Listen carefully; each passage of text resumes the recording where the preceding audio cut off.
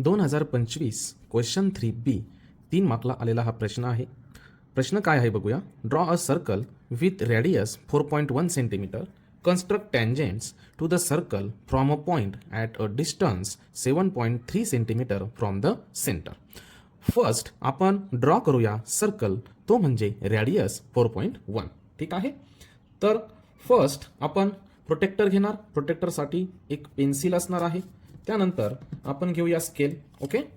तर बघा स्केलमध्ये 4.1 सेंटीमीटर आपण घेणार आहोत. रेडियस 4.1. ओके. बघा अशा प्रकारे 4.1 आपण घेतलेलं आहे. ठीक आहे. त्यानंतर इथे आपण ड्रॉ करणार आहोत सर्कल. ठीक आहे. तर बघा अशा प्रकारे सर्कल ड्रॉ करायचं आहे व्यवस्थित. बघा आपलं सर्कल ड्रॉ झालेलं आहे. त्यानंतर सेंटरला नाव दिलेलं नाहीये, आपण आपल्या मनाने नाव देऊया ओ. ठीक आहे. त्यानंतर त्यांनी सांगितलेलं आहे की सेंटर पासून 7.3 बघा 7.3 इतकं अंतरावर एक पॉइंट घ्यायचा आहे. ठीक आहे. तर त्यासाठी आपण काय करणार, तर रँडमली एक लाईन ड्रॉ करून घेणार. ओके. ही लाईन ड्रॉ केल्यानंतर ॲरो देणार. त्यानंतर कंपासमध्ये 7.3 इतका अंतर घेणार. 7.3. ओके. बघा 7.3 इतका अंतर घेतलेलं आहे.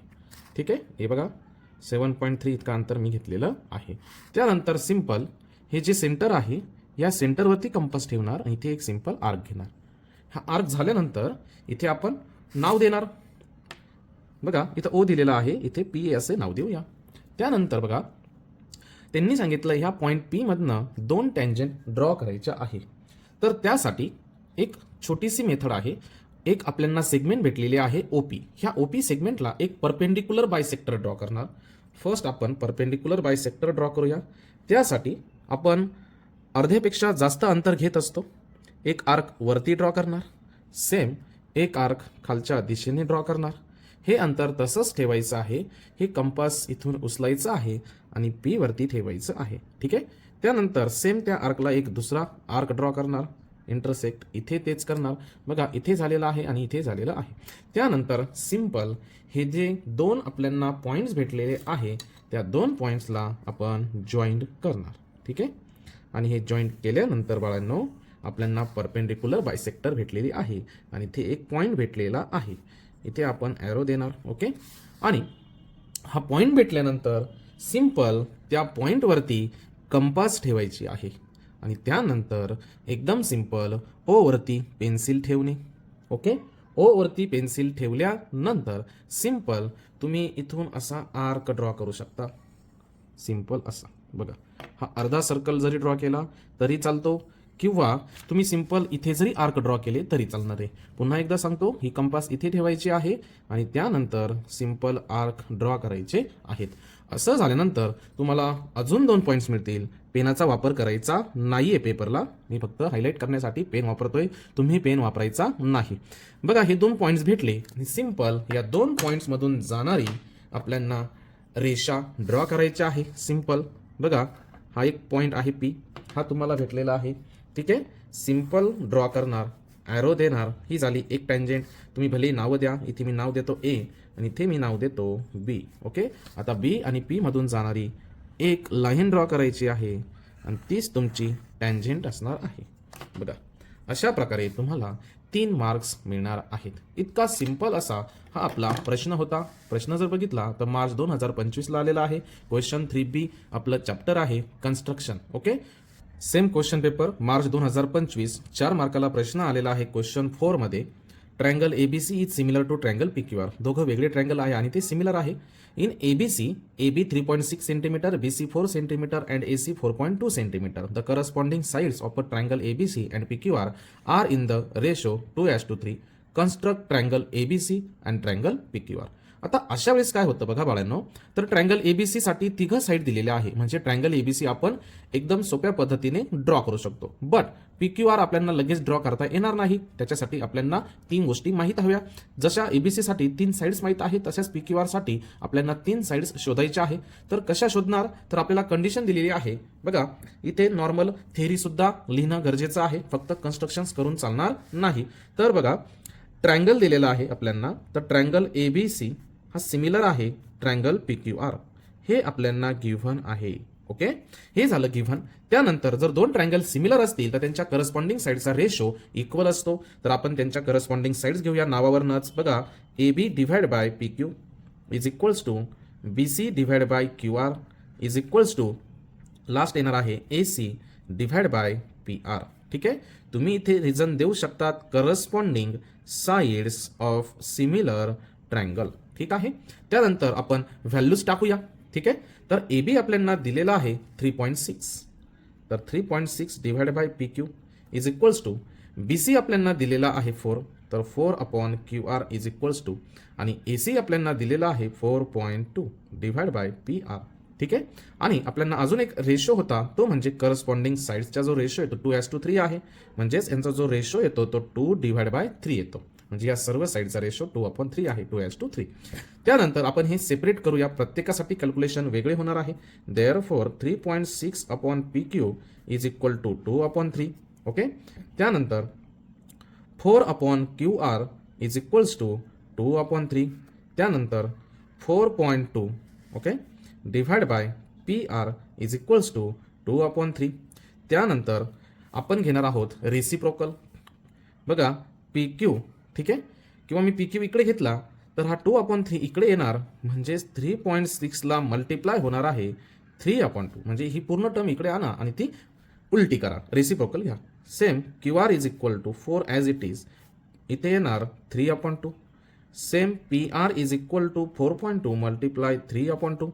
ठीक आहे, म्हणजेच finally PQ is equals to, आता PQ इज इक्वल्स टू इथे जर बघितलं तर हे 36 आहे, म्हणजेच इथे होणार आहे 18, आणि 18×3 होतात, म्हणजेच 5.4.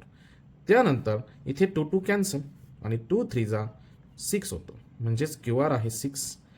त्यानंतर बघा, 4.2 ला जर 2 ने डिवाइड केलं तर 2.1, आणि 2.1 मल्टिप्लाय 3 म्हणजे 63, म्हणजेच ते येणार आहे 6.3. क्लिअर, म्हणजे 2 ने इथे आपण डिवाइड केलं की 2.1, इथे 2 ने डिवाइड केलं की 1.8.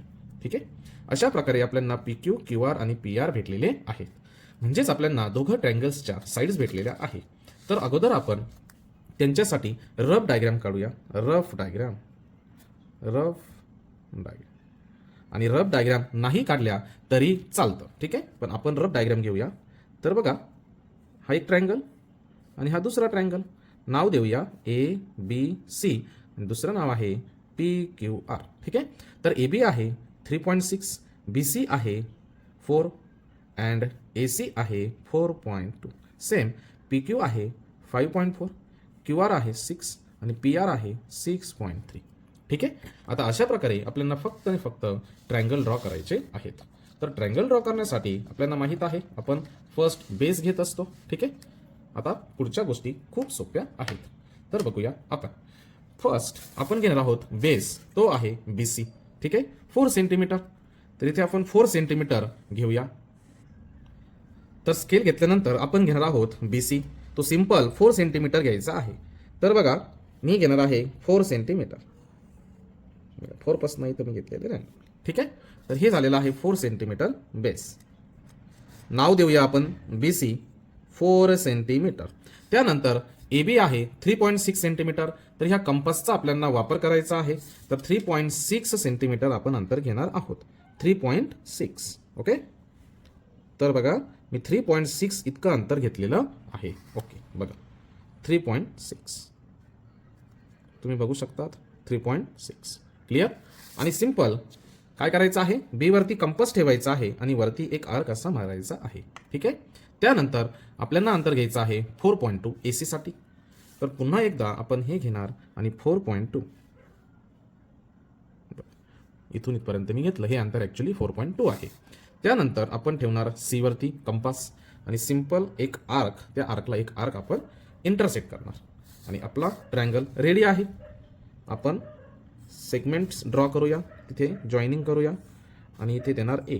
ओके, अशा प्रकारे ए बी बी सी आणि ए सी आपण ड्रॉ केलेला आहे. इथे आहे 4.2 आणि इथे आहे 3.6. ओके, त्यानंतर पुढचा ट्रायंगल आहे पी क्यू आर.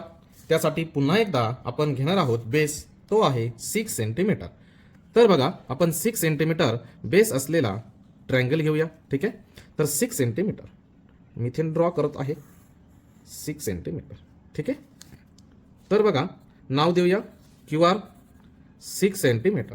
ठीक आहे, त्यानंतर पुन्हा सेम प्रोसेस, पी क्यू आहे 5.4. मग आता आपण घेणार आहे कंपासमध्ये 5.4. ठीक आहे, तर बघा इथे आपण 5.4 घेऊया. मी 1 पासून घेतोय म्हणजे मला घ्यायचं आहे 6.4. ठीक आहे, इथे मी 1 घेतोय 6.4. ॲक्च्युली तो काय आहे 5.4. बघा इतकं घेतलेलं आहे. त्यानंतर सिंपल क्यू वरती कंपास ठेवणार आणि एक आर्क आपण घेणार आहोत. ठीक आहे, त्यानंतर बघा सिंपल 6.3 आता आपण घेणार. 6.3 बघा इतकं अंतर मी घेतलेलं आहे 6.3. मी 1 पासून घेतलेलं आहे म्हणजे मला घ्यायचं आहे 7.3. ॲक्च्युली ते आहे 6.3 आणि सिंपल आर वरती कंपास ठेवणार आणि आर्क मारणार. अशा प्रकारे पुन्हा एकदा आपल्याला दुसरा ट्रायंगल भेटलेला आहे, तो म्हणजे पी क्यू आर. इथे आपण जॉईंट केल्यानंतर मस्तपैकी पी क्यू आर भेटलेला आहे. पी क्यू आहे 5.4 आणि पी आर आहे 6.3 सेंटीमीटर. बघा बाळांनो, अशा प्रकारे हा 4 मार्क्सचा क्वेश्चन आहे. तर हे जे कॅल्क्युलेशन आहे याला त्यांनी 2 मार्क्स ठेवलेले असतील आणि ह्या ज्या 2 डायग्राम आहे त्यांना 1-1 मार्क म्हणजे 2 मार्क्स. ठीक आहे, असे हे टोटल 4 मार्क्स आहे आणि खूप सिंपल असा प्रश्न आहे क्वेश्चन 4 मधला. ठीक आहे.